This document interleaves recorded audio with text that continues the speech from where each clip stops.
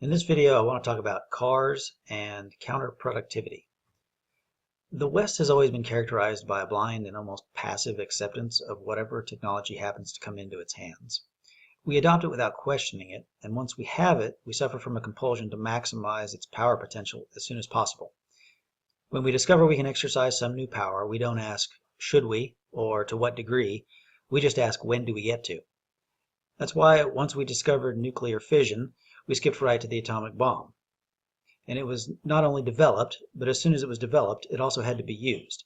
We followed this route with just about everything, and that's why as soon as the television became available at an affordable price, it became a national addiction. Today there are more televisions in American homes than there are people. Smartphones are another example, but here's the thing about those. The older generation likes to give the young ones a hard time about their cell phones, and in a way they're right, because it's sad to see 6 kids sitting at a lunch table in silence texting people who aren't there rather than talking to the ones who are. But the television is to the baby boomers what the smartphone is to kids today. It was accepted by them just as passively and with equally destructive social consequences. So it isn't that the young people today are abusing technology all of a sudden. It's the American way. Other civilizations have behaved differently toward technology. The ancient Greeks had a suspicion of technological innovation that would seem almost superstitious to us. The Japanese were the same way. They abstained from firearms, for example, until Commodore Perry of the United States Navy forced them to open their harbors to Western trade. They complied, and ironically enough, they were bombing Pearl Harbor in less than 100 years with modern planes and modern bombs, things they never wanted and wouldn't have had if we hadn't foisted it upon them. Going back to the atom bomb, in a weird way, we could say that the only reason we had to drop nukes on Japan is because we forced them to modernize 90 years before. We started it by kicking down their front door and ended it by blowing up the whole house. But enough of that. The point is that the West, and in particular the United States, has an unshakable belief in the doctrine of progress, and this almost religious belief in progress has led to a toxic relationship with technology. The belief in progress causes us to assume that any development whatsoever is good in itself for no other reason than that it is a development. It is progress, and progress is good. With a belief like that, you don't have to question and examine new technology to discover if the benefits outweigh the risks. You already know. But the truth is that not all technology is beneficial. In fact, some of the technology that we take for granted as wonderfully beneficial and that we use every day actually makes our lives harder. To understand what I mean, look at this spoon. Consider what it represents and what kind of a society would produce something like this. The existence of the plastic spoon means that our society reached a point where the effort required to draw oil from the ground, ship it across the ocean, pipe it to a refinery, turn it into plastic, truck it to a store so that we can buy it, use it for a few minutes, and then throw it away, all that is considered less effort than just washing the metal spoon after you're done with it. An even more striking example, though, and one that I want to focus on, is the car. What if I told you that the proliferation of the automobile did not make life easier, but harder? That at the end of the day, despite the fact that you can commute to work at 70 miles per hour, the real speed at which we move and the effort we exert is no different than if we had been walking on foot the whole time. In order to explain this, I want to refer to Ivan Illich, who spent a great deal of time in the 70s writing what he liked to call the epitaph of industrial civilization. He examined the car. He looked at the amount of time and effort we spend just to have a car. He spoke of the average American, saying, quote, "He sits in it while it goes and while it stands idling. He parks it and searches for it. He earns the money to put down on it and to meet the monthly installments. He works to pay for gasoline, tolls, insurance, taxes, and tickets. He spends 4 of his 16 waking hours on the road or gathering his resources for it. And this figure does not take into account the time consumed by other activities dictated by transport, time spent in hospitals, traffic courts, and garages."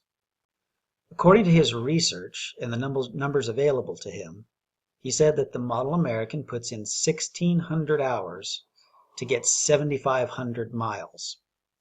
Now, when you do the math, that equals a speed of less than 5 miles per hour. Now, since the average walking speed is 3.7 miles per hour, we should be asking ourselves if a 1 mile per hour acceleration was really worth all that trouble. But actually, there's a lot more to it than that in terms of what the proliferation of the car does to society as a whole, not just in terms of the energy spent to move around. The car is really a luxury good, like a beachfront villa. The thing with luxury goods is that they can't be democratized without sacrificing their value. Their advantages disappear as soon as everyone has one. If everyone gets a villa, then the beaches become crowded, ugly, and intolerable. Things like the radio or the vacuum cleaner, on the other hand, are technological developments that do not lose their advantages as more people come to own them. The reason we can call a car a luxury item is because it is devalued by its spread. The more people that have cars, the slower the cars will move in traffic and the more our society has to spend to keep up the roads. And once motor transportation becomes the norm, it is no longer an advantage, but is instead a necessity. Owning a car began as a privilege, but now you can hardly get a job without one. Once it became possible to drive 40 miles to work and back every day, it became normal. Now people accept those commutes as a matter of course. Ivan Illich said that past a certain threshold, a certain saturation, cars begin to dictate the configuration of social space. This means that the car eventually leads to a change in infrastructure. Roads designed for cars begin to dictate the layout of neighborhoods in a way that travel by foot or bike never did. Pedestrian traffic is incredibly versatile, and bikes, too, are pretty rugged. Motor transport, on the other hand, requires a great deal of planning, preparation, regulation, and upkeep. Today's cities are designed not for living, but for driving, and for that reason they have gone from being a great achievement of the modern world to being a hell that people only enter for work and then leave as soon as they can afterward, fleeing at 80 miles per hour back to the suburbs in the evenings, away from, you guessed it, the traffic and the smells and sounds that go with it. This exodus from the cities creates the phenomenon of urban sprawl. In many ways, these are questions of beauty and efficiency. But what about freedom? We're now enslaved to the automobile. Now no one needs to be convinced that they ought to buy a car. They have to buy a car. And being dependent on a car has a corollary that was always absent from other forms of transportation like walking, bicycling, or horseback. Dependence on the car implies dependence on the car's fuel, which for the West means dependence on oil. We've already seen that the car only offers the illusion of speed, but it also pulls off an illusion of freedom. It all boils down to a choice we made as a society around 1888. It was the invention of the ball bearing. The ball bearing is the fundamental ingredient in two types of transportation, the bicycle and the car. Of these, the bicycle represents autonomy, since it can go just about anywhere a man can and is powered by his own limbs. It is versatile and efficient. The bicycle moves 3 times faster than the pedestrian, and the man riding it uses 5 times less energy in the process.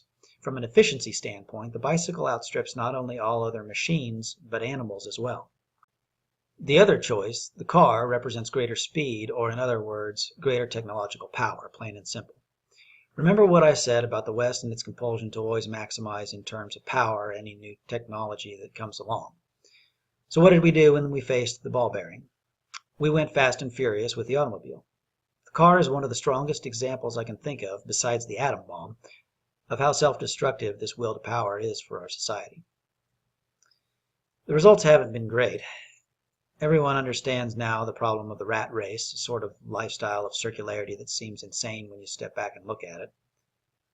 I'm thinking here of the words of Ellen Goodman about what is normal for us. She says, "Normal is getting dressed in clothes that you buy for work and driving through traffic in a car that you are still paying for in order to get to the job you need to pay for the clothes in the car and the house you leave vacant all day so that you can afford to live in it." We could continue at length here about the car, particularly in the words of Ivan Illich, but it's much better if you read him for yourself. If you're interested, pick up a copy either of Energy and Equity or a book titled Toward a History of Needs. He'll rearrange your mental furniture in a hurry, so take it slow.